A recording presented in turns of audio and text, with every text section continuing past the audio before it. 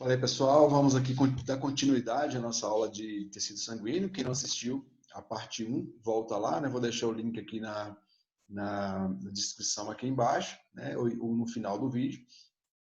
Mas é ideal assistir a aula 1 para tentar compreender isso melhor. A gente falou de hemácias e falamos da parte líquida, do sangue, anteriormente. Aqui a gente vai abordar a parte das células brancas. Já falamos desses caras aqui, e aqui vamos falar dessas células aqui, que são as células brancas, beleza?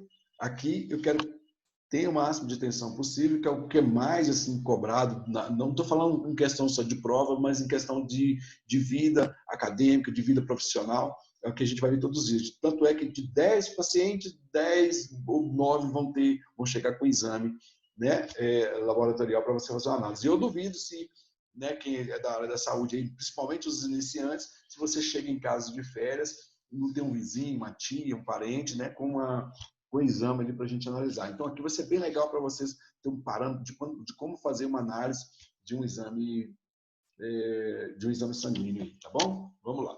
Eu falei anteriormente, né, que pegamos os tubos de sangue, pegamos o sangue na coleta, esse sangue é centrifugado e é dividido, né, as suas partes aí, né, mais grosseiro, para ser mais grosseiro. Então, as hemácias estão aí embaixo, os leucócitos, as plaquetas estão aqui no meio, e o restante é plasma ou soro, dependendo da finalidade do sangue. Então, preste atenção aqui. Deus fez uma coisa bem interessante. Deus é perfeito. Olha só. Quando ele sabia que a gente ia vir aqui para essa terra, o que aconteceu? Ele sabia que aqui nós iríamos ter contato com bactérias, nós iríamos ter contato com vírus, iríamos ter contato com parasitas, iríamos ter contato com uma série de coisas, né, patogênicas aí. Então, o que ele fez? Armou um exército. O que os países têm para se defender? O exército. Se o seu exército, no processo de guerra, se o seu exército estiver indefeso, o que vai acontecer? O inimigo vai vir, vai atacar e pronto, acabou, não tem conversa, né? E agora, se o seu exército tiver beleza, que é o sistema imune, ok, aí acabou, pode vir que vai ter guerra. Então, aqui funciona exatamente isso. Então, Deus, ele foi lá e deu uma função para cada célula. Beleza? Ele deu uma função para cada célula. Então, o que aconteceu? Ele pegou esse exército, que são os leucócitos, ou células brancas, que é a mesma coisa, e subdividiu. Olha, você vai fazer isso, você vai fazer isso, você vai fazer isso lá. Entendeu? Ajuda aquele povo lá, senão todo mundo vai morrer. Então, vamos lá, segue aí que eu vou explicar isso para vocês melhor. Deus pegou esses leucócitos, bacana, Deus pegou essas células brancas e fez isso. Deixa eu limpar isso aqui para não ficar. Deus pegou esses leucócitos, a gente foi lá, né? Eu falei que a gente pegou, deixa eu voltar aqui, a gente pega, leva para o laboratório. Assiste a aula anterior, que isso aqui está explicado lá, né? Esse aqui é uma lâmina lá do laboratório, depois de colorida, a gente vê as células brancas. Olha só, células vermelhas já falei. Essas células brancas, ou leucócitos, elas são divididas em células granulócitas, ou seja, está aqui, e células agranulócitas, beleza? O que é granulócitas? Elas têm grânulos aqui dentro, olha, quantidade de grânulos aqui dentro, tá vendo? Quantidade de grânulos aqui dentro. E células agranulócitas, beleza? Quais são as células? Isso aqui é a família das células brancas. Então, nasceu umas pessoas com pintinhas no rosto e outras pessoas sem pintinhas. Tá, 3 dessa galera tem pintinha e 2 não tem. Então, beleza. O que acontece? Quais são as células granulocíticas? Eu tenho. Eu coloquei essa mnemotécnica aí, né? Fica à vontade, quem quiser inventar a sua, para ficar mais fácil. Bem 10. Bem 10 são as granulocíticas. Tá? A cor da camisa do Bem 10 é um verde-limão. Então, coloquei aqui para vocês saberem as agranulocíticas. Coloquei limão aqui, uma outra língua para... Não sei, eu inventei porque fica mais fácil na hora de você lembrar, na hora de provas, na hora de qualquer outra coisa que você for fazer aí, fica mais fácil de lembrar. As células granulocíticas Bem 10, que é o basófilo, E de eosinófilo e N de neutrófilos. Bacana? E as agranulocíticas, né, linfócitos e MON de monócitos. Beleza? Então, a gente vê eles assim na prática. Olha aqui. Tá bom? Olha aqui, neutrófilos, esses dois aqui, eosinófilos, basófilo, olha aí, e linfócitos e monócitos. Eu falei lá anteriormente, na aula anterior, que Essas células são coloridas com reagentes hematoxilina e eosina, tá lá, né? Então pode dar uma olhada lá na aula anterior. Olha aqui o núcleo, todo o núcleo aqui é colorido, vê que ele tem uma característica roxa, azulada, assim, porque ele colore com hematoxilina. E o citoplasma das células, ele tem uma afinidade pela eosina, tá bom? Mas preste atenção, eu vou falar dessa célula, de cada célula dessa aqui agora, para ficar mais fácil para vocês entenderem a histologia lá. Geralmente, né, tem algumas escolas, algumas universidades que gostam de pedir que alunos desenhem. Eu acho que desenhando fica até melhor para compreender, né, e não esquecer. Vamos falar dessa célula aqui agora, do neutrófilo. Bacana? Então, o neutrófilo, ou polimorfo nucleares, né, vocês vão entender agora, ele é uma célula, a célula branca mais abundante. Lembra que eu falei lá qual que era a célula sanguínea mais abundante? São as hemácias. Quando perguntar de células sanguíneas mais abundantes, estou falando de hemácias. Quando perguntar qual a célula branca mais abundante é o neutrófilo. Então, vamos voltar aqui. Desse 1% aqui, olha, desse 1% aqui, dos leucócitos e plaquetas, a célula mais abundante é esse neutrófilo aqui. Beleza? É o neutrófilo. Vamos lá. Esse neutrófilo, vamos falar, eu tô falando, né, a gente quer entender sobre histologia, então vamos lá. Esse desenho que eu coloquei aqui, geralmente para quem quer desenhar aí, né, para quem precisa desenhar. Então, o que acontece? É a célula branca mais abundante, ou seja, de 70% dessas células aqui, são neutrófilos. Bacana? 70%. Então, o que acontece? Esses são soldados. Deus foi lá e colocou. Vou colocar mais de você aí, porque as pessoas estão mais suscetíveis a infecções tipo bacteriana. Beleza? Então, olha só, vou falar da função dela aqui já já.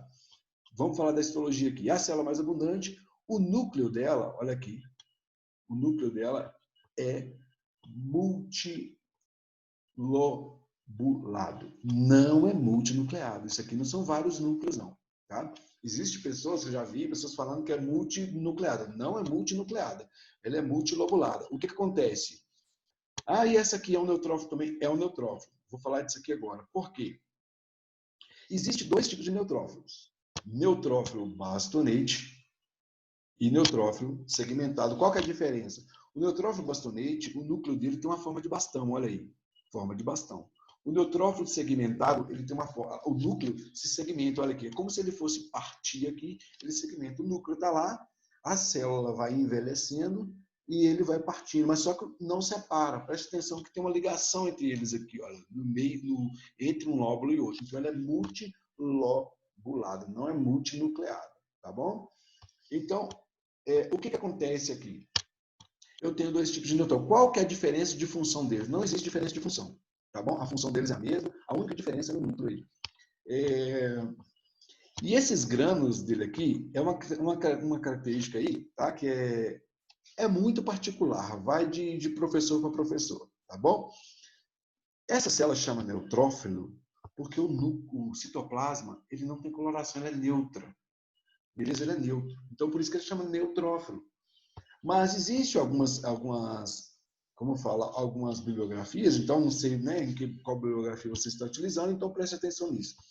Mas a bibliografia que eu estou usando, ele fala que esses grânulos aqui, eles se tingem tanto com hematoxilina quanto com eosina. Por isso que aqui esses grânulos estão tingidos de roxo, estão tingidos de laranja.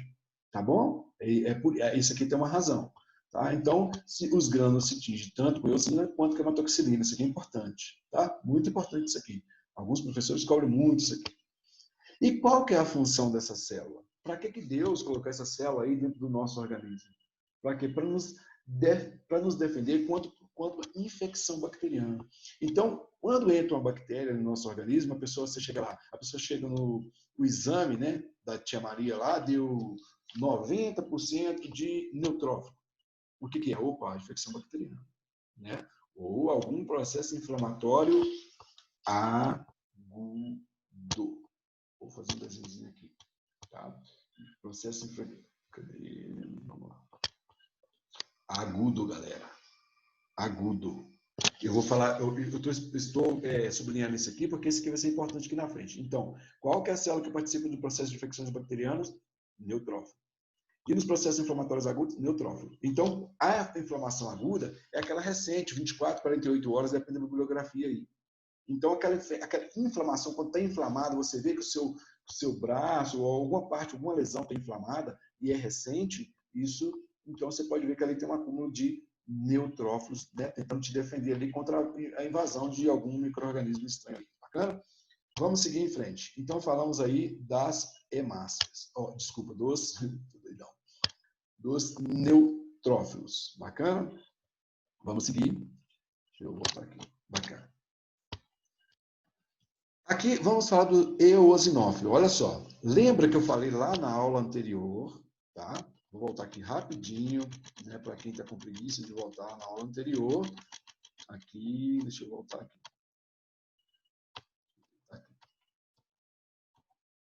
Aqui. Lá na aula anterior, eu falei que lá no laboratório tem dois reagentes, hematoxilina e eosina. Olha a cor da eosina laranja e olha a cor da hematoxilina roxa. Vamos voltar aqui. Roxo ou azulado, depende. Então, vamos voltar aqui para falar disso. Então, o que acontece? Quando chega aqui, olha só, eu coloquei aqui eosinófilo em laranja exatamente por isso, porque eosinófilo, eosina. Eu falei que o citoplasma do neutrófilo é neutro, por isso que ele chama neutrófilo. Aqui o citoplasma do eosinófilo, olha aqui, ele é laranjado. Beleza? Ele é alaranjado. Então, o eosinófilo tem uma característica ácida. Então, olha só, por isso que a laranja está aqui, olha, para dar essa ideia de característica ácida. Eosinófilo, citoplasma laranja. Olha aqui, citoplasma laranja. Vão pedir para você desenhar? Se for pedir para você desenhar, você desenha esse cara assim, né? E essa característica aqui que eu vou falar agora. Ou assim, né? O que você achar mais fácil. Primeira característica. Gente, nós estamos falando de células granulocíticas. Granulocíticas. Então, obviamente, se perguntar a característica histológica do neutrófilo, primeira coisa que você vai falar que é uma célula granulocítica. Beleza? E depois as outras características. Qual é a característica do eosinófilo? É uma célula granulocítica. O núcleo é bilobulado. Bilobulado. Então, núcleo bilobulado. O citoplasma se tinge com eosina. Eosina. Então, uma cor de laranjado. Olha só, o citoplasma é todo laranjadinho. Mas Deus, o que fez? Ele não colocou muito lá, não.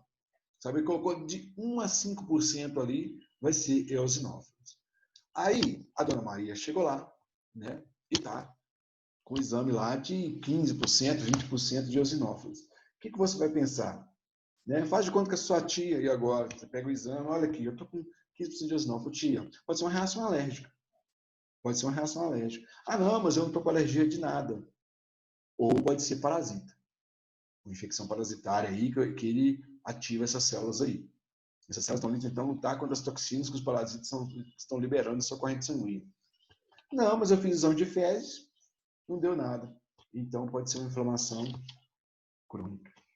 Aqui, inflamação aguda. A maioria das pessoas esquece isso em provas, principalmente aquelas pessoas que fazem prova oral, enfim.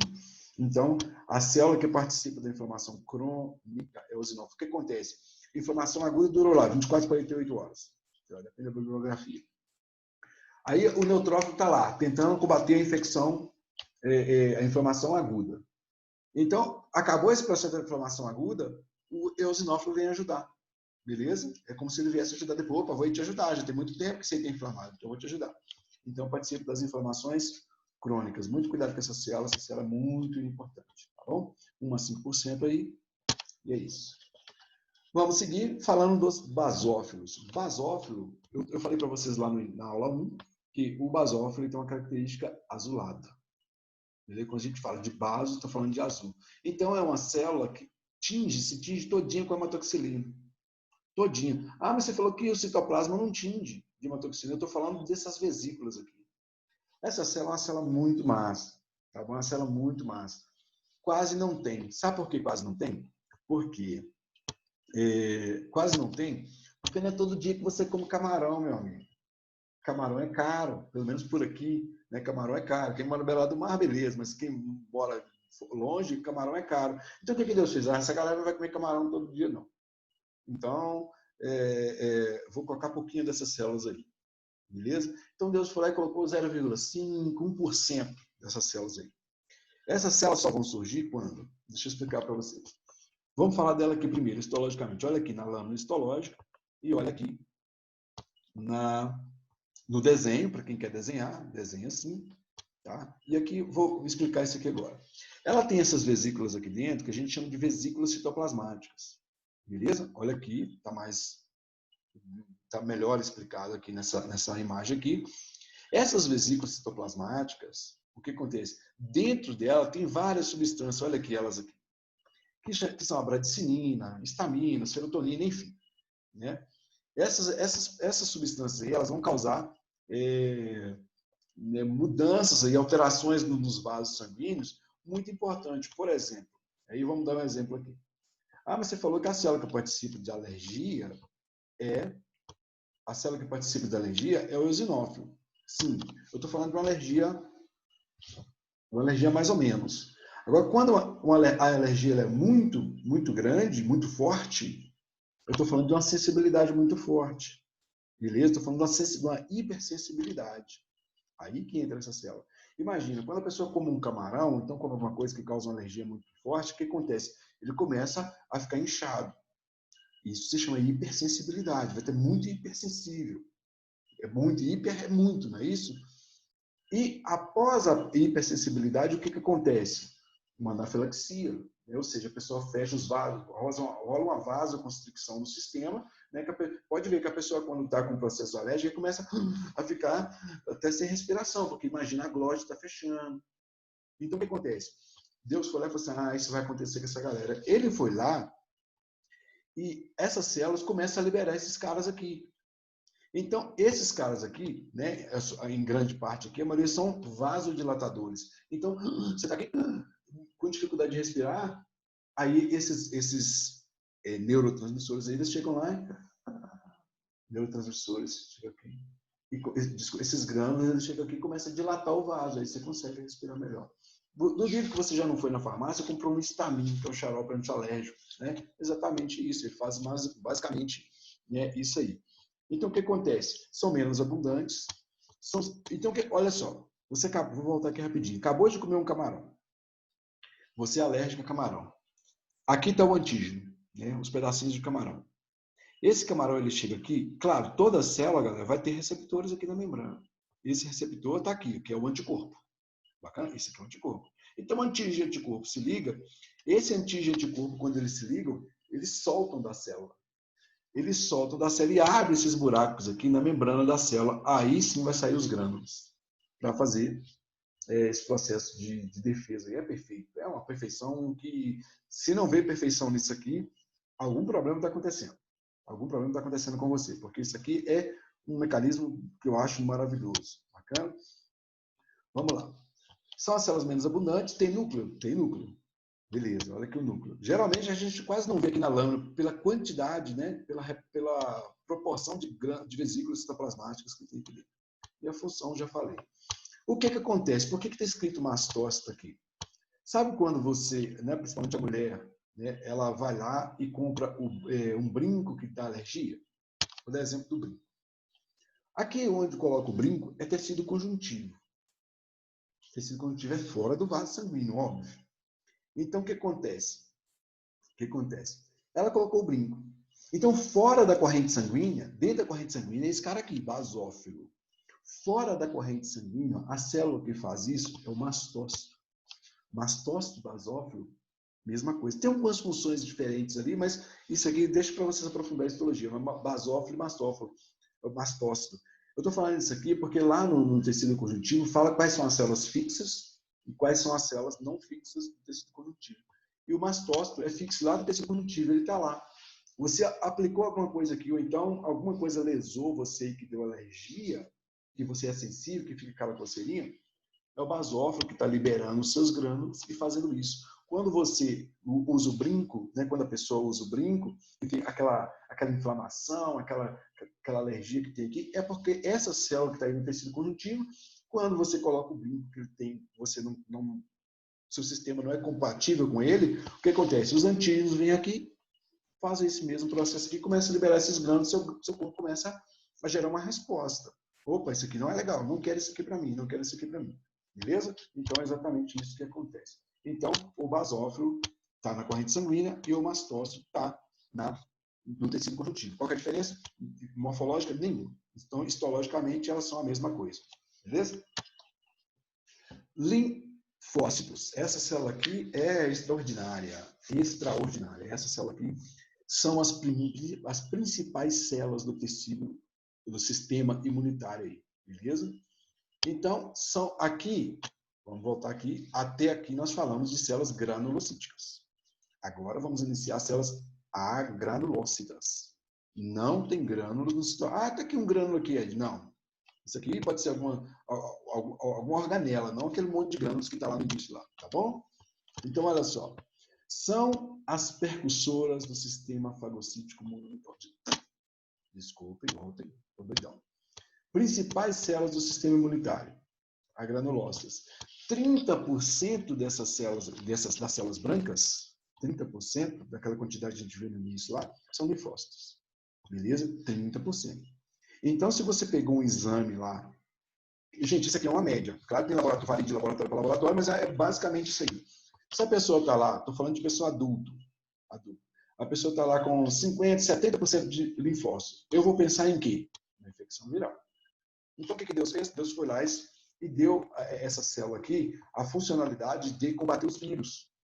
Tá bom? São as menores células do tecido sanguíneo. São as menores. Tá bom? As menores células do tecido sanguíneo. Desculpa, das células brancas. Fica fácil, porque olha só, o núcleo ocupa quase todo o citoplasma. Olha aqui, o núcleo ocupa quase todo o citoplasma. Beleza? Obviamente, se o núcleo ocupa quase todo o citoplasma é escasso. Então, são características que você pode colocar na sua prova aí, né, se for uma prova de descrição, beleza? Geralmente eles perguntam qual célula o núcleo ocupa quase todo o citoplasma, então o núcleo é extremamente abundante, ou a menor célula das células brancas, geralmente cai essas perguntas, ou que o citoplasma é escasso, estou falando aí de um linfócito. Esses linfócitos, eles se dividem, estou falando do basicão, em linfócitos T, linfócitos B, linfócito NK. Beleza? Esse NK é chamado de natural killer. Vou falar delas aqui no próximo slide. Perguntinha clássica aí. Onde nasce e amadurece essas células? Todas elas, tanto o linfócito T quanto o linfócito B, nascem na médula óssea. Óbvio. Só que o linfócito T, quando ele nasce, ele pega uma certa moralzinha e sai feito doido para o mundo afora. E chega lá, ele se encontra no timo. E lá no timo ele sofre o processo de maturação. Lá ele amadurece. Beleza? Então lá ele vira gente. O linfócito B não. Ele nasce lá na medula óssea, na própria medula óssea ele sofre o processo de maturação e depois segue seu caminho. Beleza? Vamos falar disso aqui agora na frente. O natural killer já é uma célula que a gente já nasce com ela. Tá bom? Tá aqui. É uma célula que a gente já nasce com ela. Então ela faz parte da imunidade inata. Claro, lá em sistema linfático eu falo disso aqui de novo, mas eu vou só ressaltar aqui para pôr aqui. Quando pede para falar de linfócito, então pede para falar de imunidade, muita gente fala assim, é a imunidade da vacina. Vamos entender isso aqui, vamos saber, né, especificar isso aqui melhor, né, porque não é exatamente assim. Tem relação, mas vamos explicar aqui. Essa célula aqui, o linfócito NK, a gente já nasce com ele. Bacana? A gente já nasce com ele. Então, a célula que está aí, pronto para atacar, ela a gente chama também de imunidade inespecífica, porque ela não tem uma especificidade contra um vírus, especificamente, beleza? Ela não tem especificidade contra uma coisa. Mas ela tem uma atuação principalmente nas células tumorais, aquelas células que vão gerar o tumor, elas vão lá e ela tem essa especificidade para destruir. Por isso que é chamado natural killer. Natural killer significa matar, né? Destruidora. Então, essa célula aqui, geralmente eles perguntam qual que é a célula, qual que é o linfócito que participa da imunidade inata, é o linfócito NK. Então, tem uma imunidade que a gente chama de imunidade adquirida. O que é essa imunidade adquirida? A gente vai lá, né? Deixa eu botar isso aqui de lugar para vocês verem isso aqui. A imunidade adquirida, como que acontece? Vai lá e toma vacina, né? Por exemplo, vou dar exemplo da vacina. Você foi lá e tomou vacina contra um determinado agente, essa vacina entra no seu organismo, obviamente a vacina, os componentes da vacina não são patogênicos, esse agente chega lá no nosso corpo, vai encontrar com a célula e a célula vai começar a produzir anticorpo. Bacana? Então, isso é uma imunidade que você vai adquirir com o tempo. Então, você está exposto a algum tipo de vírus, algum tipo de alguma coisa que você vai acabar adquirindo imunidade contra aquilo.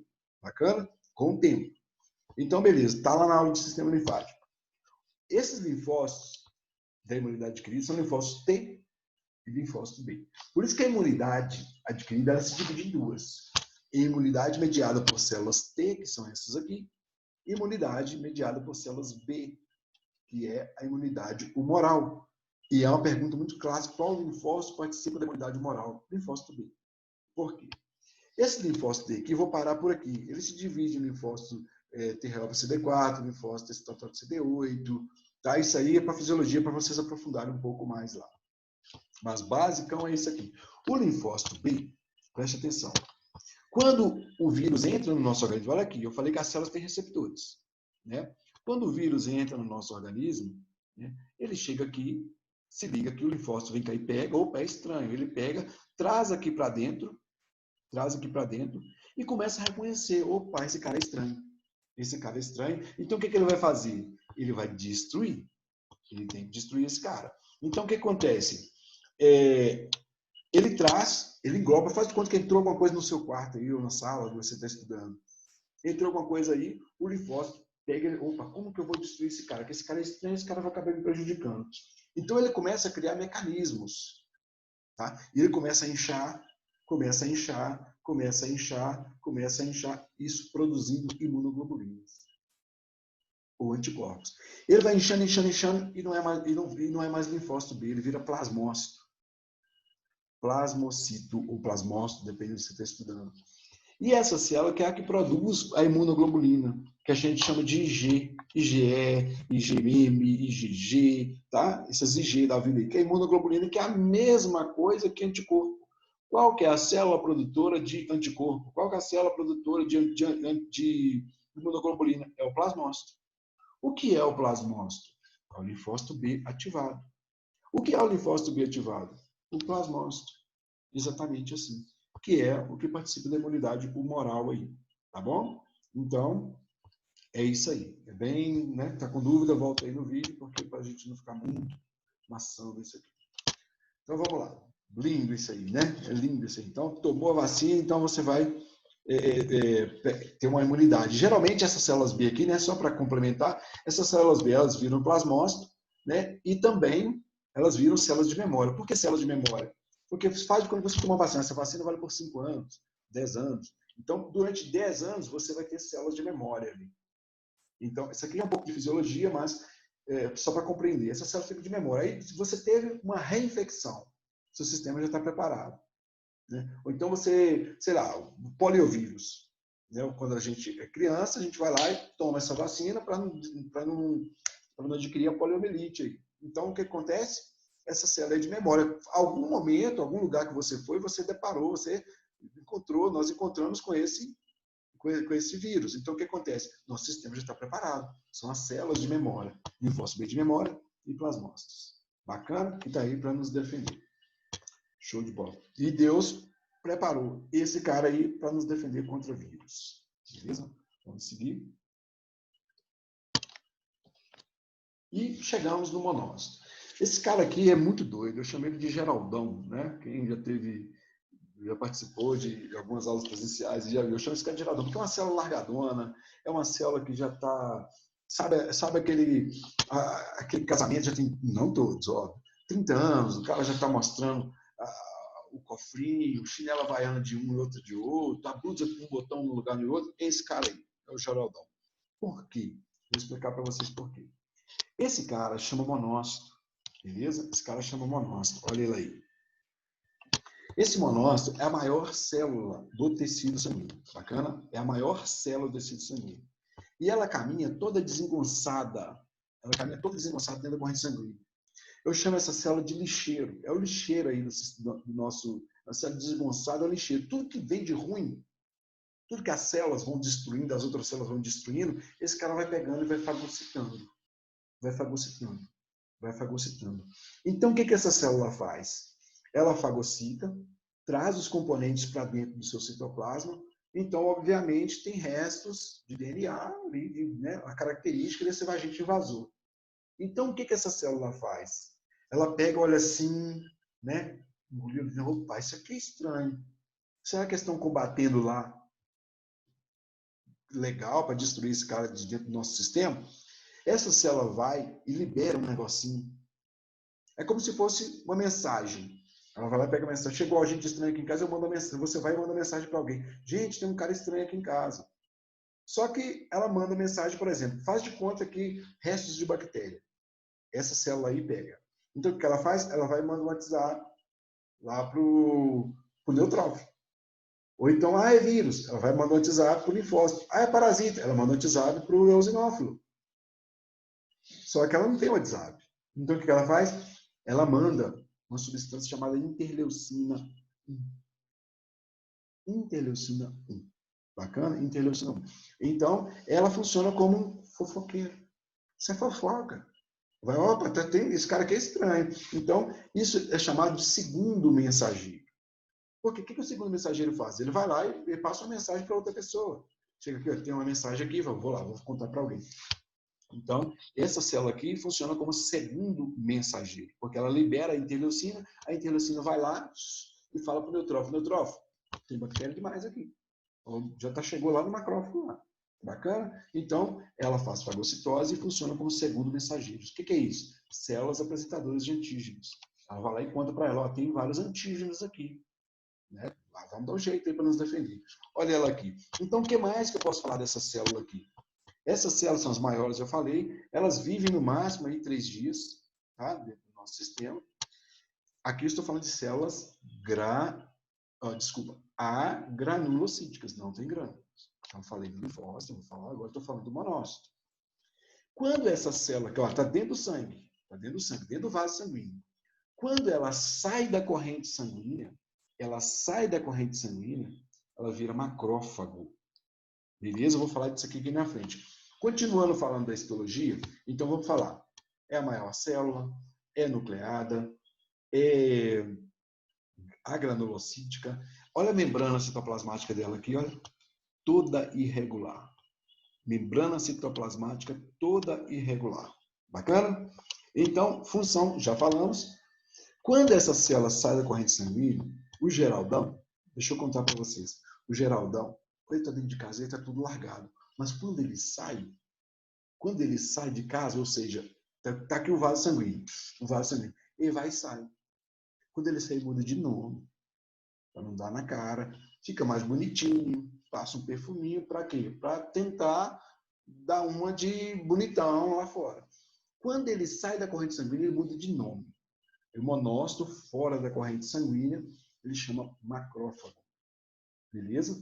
Só que esse macrófago, algumas instituições, tá aí, tá? Algumas instituições, ele aqui, fazendo seu processo de fagocitose, pedem quais são as células do sistema monocítico fagocitário, ou esse sistema também é chamado de sistema retículo endotelial, ou sistema fagocítico nuclear. Esses são o que eu já encontrei, tá bom? Então, vamos lá.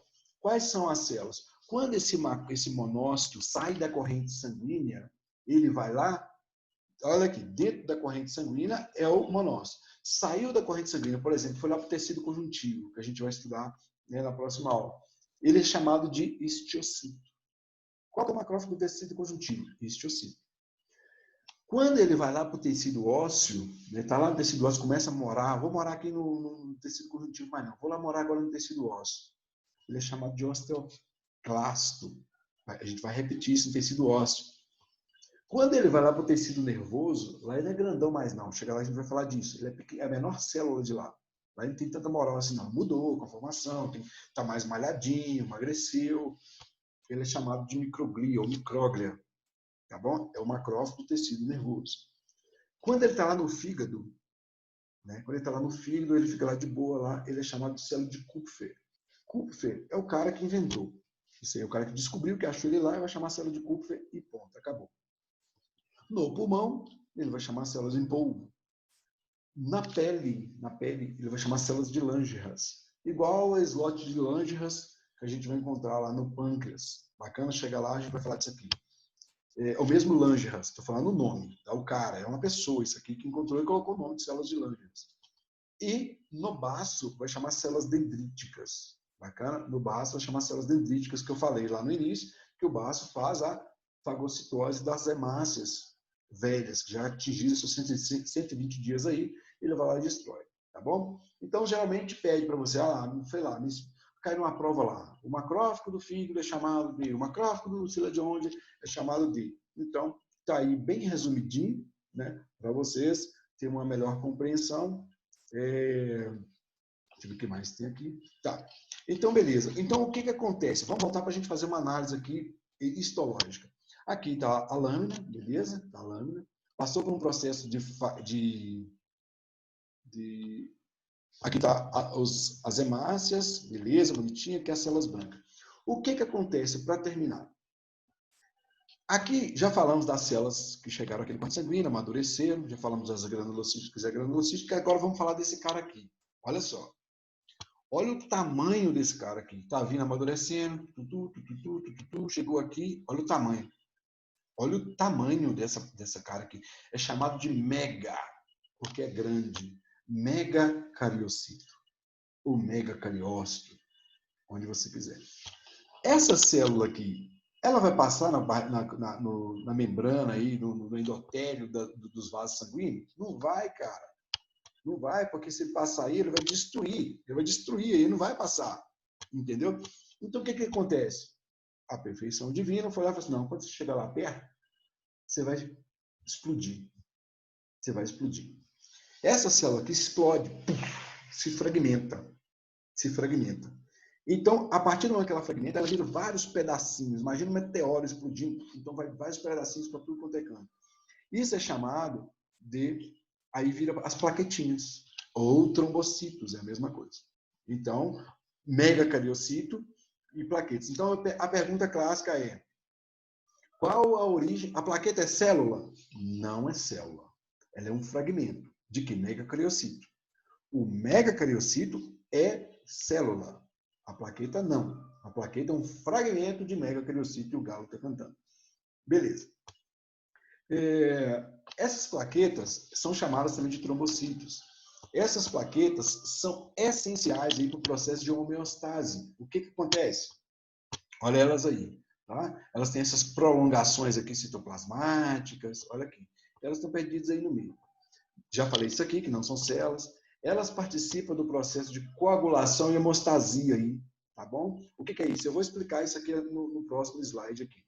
A forma dela é estrelada, estamos falando de histologia, é anucleada, já falei, e elas vivem cerca de 10 dias. 10 dias. Quando a gente olha no exame de sangue lá, geralmente, né, a média dela é de 150 mil a 400 mil que a gente acha. Tá? Então, por exemplo, você pegou um exame lá que o paciente está com 800 mil, 600 mil, 700 mil de plaqueta. Ele está, né, com um processo chamado trombocitose. Então, o que acontece? Ele está com muita plaqueta no sangue. Então, se o sangue tem muita plaqueta, se tem muita plaqueta, o sangue vai ficar grosso. Se o sangue vai ficar grosso, ele vai ficar com dificuldade de passar aqui. Aí, eu falei lá no início, o que acontece? Vai lá e toma o AS tem a função de quebrar, né? É um antiagregante plaquetário que desagrega essas plaquetas, tá bom? Então, o que acontece? Ele vem aqui, né? Se a pessoa está com baixa plaqueta, ele vai ter uma tendência, claro, depende do nível da baixa de plaquetas, ele vai ter um processo hemorrágico, tá? Por quê? Vou explicar para vocês por quê. Olha aqui. Aqui eu tenho um vaso sanguíneo, bacana, vaso sanguíneo, aqui fora tecido conjuntivo. O vaso sanguíneo a gente vai estudar em sistema circulatório. Olha só, faz de conta que você cortou. Começa a acontecer o quê? Começa a sair sangue. E você pode observar que já começa a parar e começa a formar aquela casquinha, não é isso? Isso acontece graças à plaqueta, meu amigo. Claro, tem outros fatores de coagulação aí que não nos interessa agora aqui, que vocês vão estudar em fisiologia. Mas só para falar das plaquetas. Essas plaquetinhas chegam aqui, olha. Quando ela chega aqui, ela fala, opa, tá saindo sangue. Então, isso que é o processo de hemostasia. Se sai sangue aqui demais, está desregulado. Então, o que ela faz? Opa, não pode sair sangue aqui não, senão a gente vai morrer. Elas vêm aqui e começam a se aderir, essas paredes aqui, elas aqui, começam a se aderir às paredes. Uma mãozinha dessa aí, uma prolongação dessa aí, começa a se unir à outra.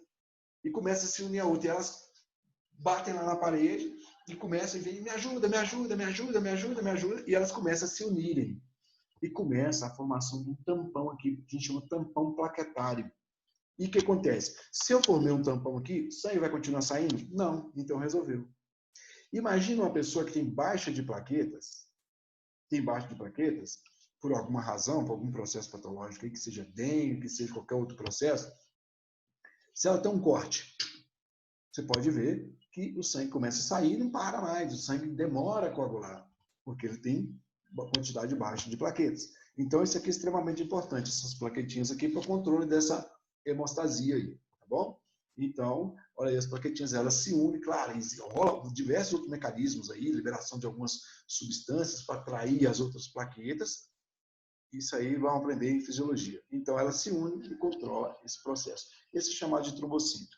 Então, quando essa plaqueta está muito, né, está muito sangue, tem dificuldade, geralmente pode ver aquelas pessoas que têm trombose, né, o sangue está muito grosso, então ele tem dificuldade de subir, né, de voltar da perna, por exemplo, geralmente acontece na perna, por coração, né, porque as válvulas não estão, né, as válvulas das veias não estão aguentando a direita impulsionar esse cara aí para de volta para o coração. Bacana? Então, é isso aí. Doe sangue quando puder, salva vidas. E a aula... Vou voltar aqui rapidinho para vocês entenderem, para a gente dar uma passada aqui nessas células. Aqui. Onde está? Está aqui. Então, aqui, olha aqui, linfócito, bonitão, monócito, está aqui, bonitão, grandão, né? Membrana citoplasmática irregular, núcleo, olha o neutrófilo aí, bacana neutrófilo, bastonete, neutrófilo segmentado, basófilo, bacana, e aqui está o eosinófilo. Hemácias aí, e aqui as plaquetas, bacana. E aqui, cadê? Vamos ver aqui para finalizar. É isso aí. Muito prazer, muito obrigado por ter assistido a aula. Espero que tenha gostado, espero que tenha ajudado. E é isso aí. Já pode ler alguns exames aí e fazer alguns diagnósticos aí. Um abraço, fiquem com Deus e até a próxima aula, que é tecido conjuntivo, que eu recomendo que seja a próxima aula para compreender melhor. Um abraço.